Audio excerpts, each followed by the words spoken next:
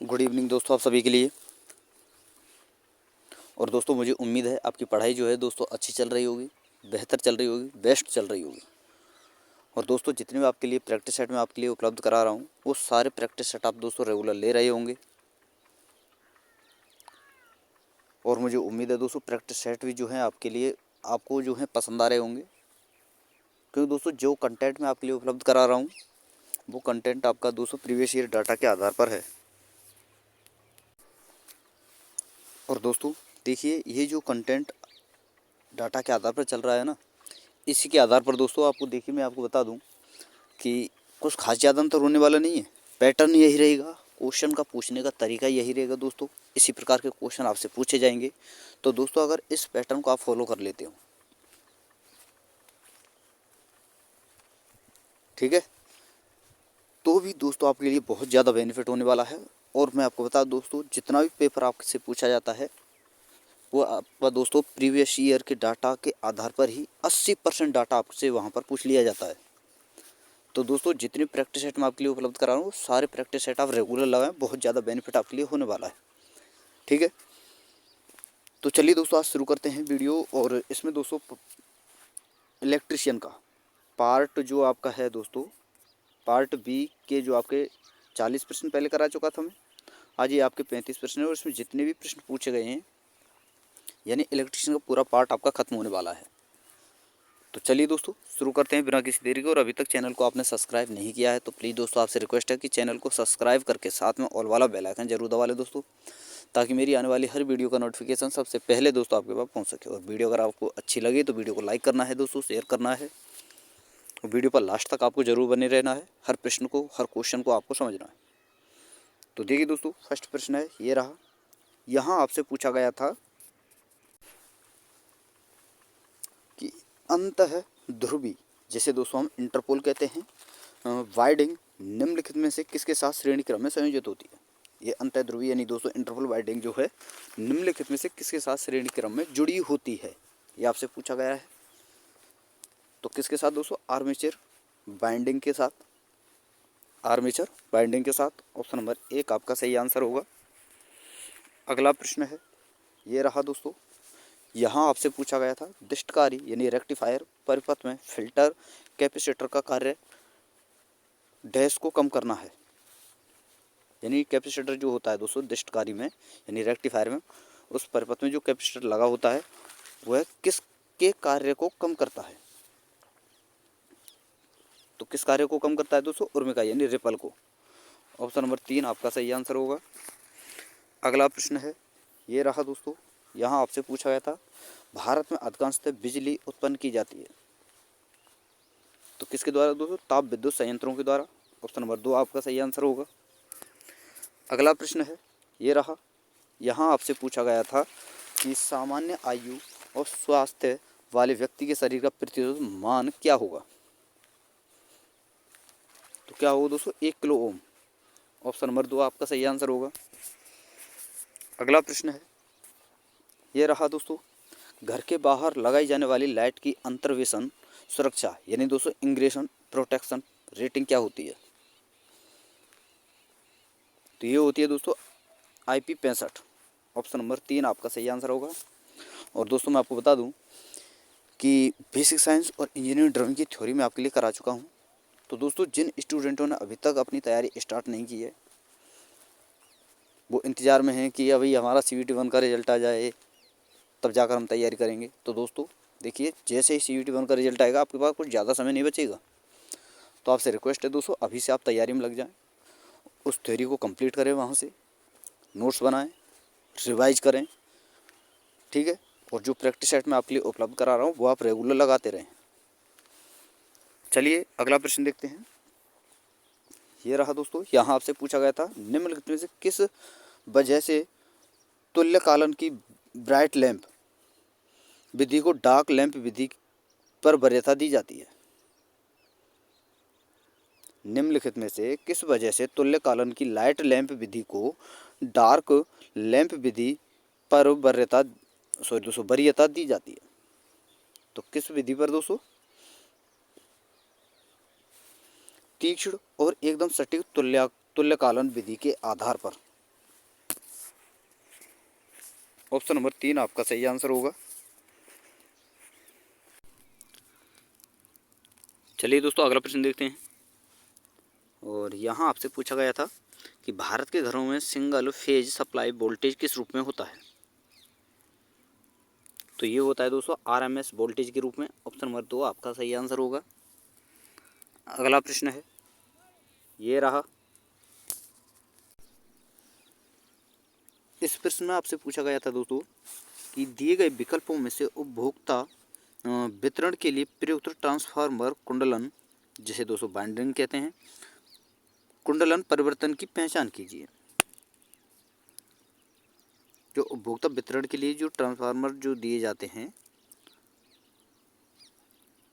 उस कुंडलन की आपको पहचान करनी है, यानी कौन सा दिया जाता है उपभोक्ता के लिए। जो है दोस्तों सबसे इम्पोर्टेंट जो सबसे बेस्ट जो है ट्रांसफार्मर कौन सा है, ये आपसे पूछा गया है। तो ये है दोस्तों डेल्टा से स्टार। ऑप्शन नंबर 4 आपका सही आंसर होगा। अगला प्रश्न है, ये रहा दोस्तों। यहाँ आपसे पूछा गया था स्वयं परिणाम मित्र यानी दूसरों ऑटो ट्रांसफार्मर में क्या होता है। 2 बाइंडिंग होती हैं, 3, 4, 1। तो 1 बाइंडिंग होती है। ऑप्शन नंबर 3 आपका सही आंसर होगा। अगला प्रश्न है, ये रहा दोस्तों। यहाँ आपसे पूछा गया था 4 बिट के समूह को कहा जाता है। तो 4 बिट के समूह कहा जाता है दोस्तों निबल। ऑप्शन नंबर 1 आपका सही आंसर होगा। अगला प्रश्न है, ये रहा। यहाँ आपसे पूछा गया था केवल कर्णकों यानी दोस्तों गिलस जिन्हें हम कहते हैं, गिलस भी लिखा सकता है आपके सामने हो, कर्णक। तो आपको याद रखना है कर्णक को ही गिलस कहते हैं। लक्स हो दोस्तों, लक्स, गिलस नहीं, लक्स। तो केवल कर्णकों को डैश भी कहा जाता है। तो इन्हें क्या कहते हैं दोस्तों, सूज, केवल सूज। ऑप्शन नंबर 2 आपका सही आंसर होगा। अगला प्रश्न है, ये रहा। यहाँ आपसे पूछा गया था SMPS की कार्यप्रणाली डैश पर आधारित होती है। तो ये होती है दोस्तों चॉपर सिद्धांत पर। ऑप्शन नंबर 2 आपका सही आंसर होगा। अगला प्रश्न है, ये रहा। यहाँ आपसे पूछा गया था दिष्ट धारा मोटर की गति के नियंत्रण के लिए कौन सी तकनीक सामान्यतः गति से अधिक गति प्रदान करती है। तो कौन सी दोस्तों, क्षेत्र नियंत्रण विधि, फील्ड कंट्रोल जिसे हम कहते हैं। ऑप्शन नंबर 4 आपका सही आंसर होगा। अगला प्रश्न है, ये रहा दोस्तों। यहाँ आपसे पूछा गया था ऊर्जा मापी, जिसे दोस्तों एनर्जी मीटर भी हम कहते हैं, यानी ऊर्जा मापी में फ्लक्स का परिमाण डैश बदलता है। तो क्या बदलता है दोस्तों, असामान्य धाराओं एवं वोल्टेज की वजह से बदलता है। तो ऑप्शन नंबर 3 आपका सही आंसर होगा। यानी दोस्तों ऊर्जा मापी जो होता है उसमें फ्लक्स का परिमाण जो है असामान्य धाराओं और वोल्टेज की वजह से बदलता रहता है। ये आपको याद रखना है। अगला प्रश्न है, यहाँ आपसे पूछा गया था डीजल जनरेटर की ओवर स्पीड से सुरक्षा किसके द्वारा की जाती है। तो ये की जाती है दोस्तों गवर्नर के द्वारा। ऑप्शन नंबर 4 आपका सही आंसर होगा। अगला प्रश्न है, ये रहा। यहाँ आपसे पूछा गया था धारा नियंत्रण यानी दोस्तों करंट कंट्रोल जिसे हम कहते हैं, धारा नियंत्रण मोड का प्रयोग डैश किया जाता है।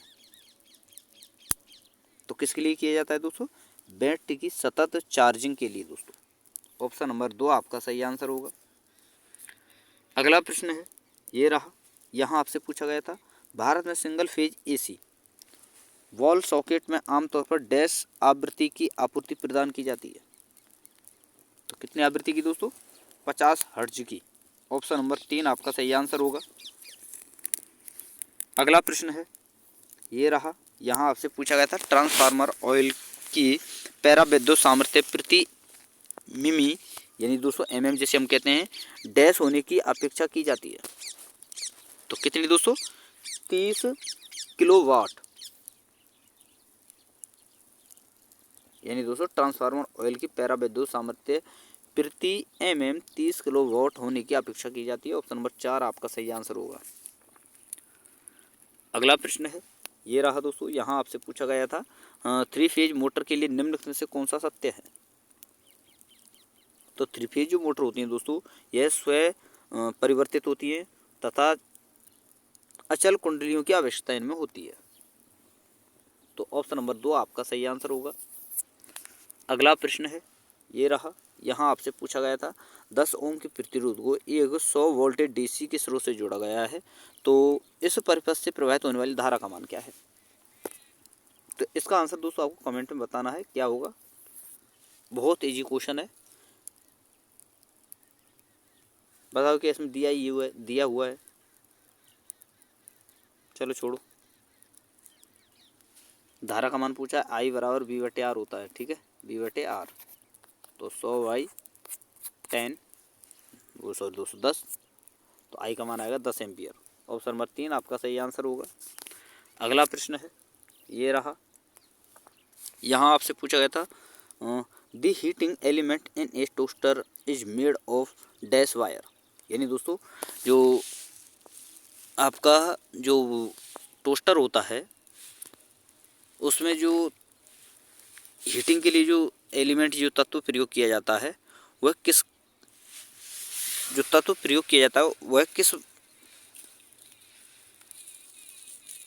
किसका बना होता है। यानी दोस्तों जैसे कि आपका टोस्टर होता है तो उसमें जो वायर यूज किया जाता है ना, वो किस तत्व का प्रयोग किया जाता है, किस तत्व का वो बना होता है, ये आपको बताना है। तो ये बना होता है दोस्तों नाइक्रोम का। ऑप्शन नंबर 4 आपका सही आंसर होगा। अगला प्रश्न है, ये रहा। यहाँ आपसे पूछा गया था किसी भी उपकरण का भू संपर्कन प्रदान करेगा,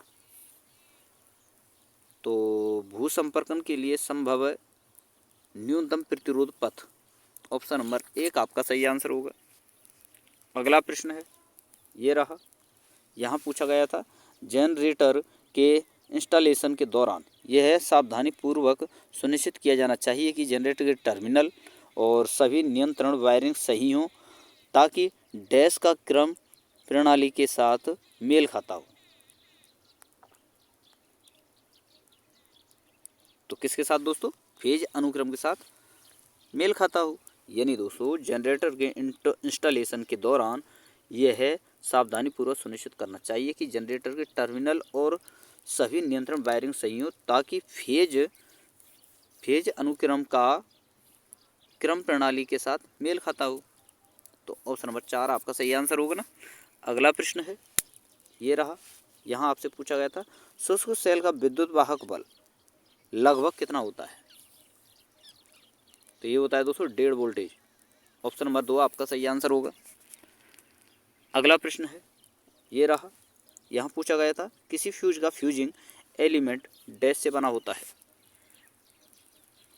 तो ये बना होता है दोस्तों तांबे का, यानी दोस्तों कॉपर जिसे हम कहते हैं। ऑप्शन नंबर 1 आपका सही आंसर होगा। अगला प्रश्न है, ये रहा दोस्तों। यहाँ आपसे पूछा गया था केबल में होता है, केबल में क्या होता है दोस्तों? यह एक ही प्रकार के 2 या 2 से अधिक चालकों का एकल विद्युत रोधित चालक तार होता है केबल में। तो ऑप्शन नंबर 4 आपका सही आंसर होगा। अगला प्रश्न है, ये रहा। यहाँ आपसे पूछा गया था निम्नलिखित में से किस बैटरी में विद्युत अपघट्य के रूप में तन्यु सल्फ्यूरिक अम्ल का प्रयोग किया जाता है, तो किस बैटरी में किया जाता है दोस्तों? लेड एसिड वाली बैटरियों में। ऑप्शन नंबर 4 आपका सही आंसर होगा। अगला प्रश्न है, ये रहा। यहाँ आपसे पूछा गया था निम्नलिखित में कौन सा शुष्क सेल है, तो शुष्क सेल कौन सा है दोस्तों? Zinc carbon cell. Option number 4 आपका सही आंसर होगा।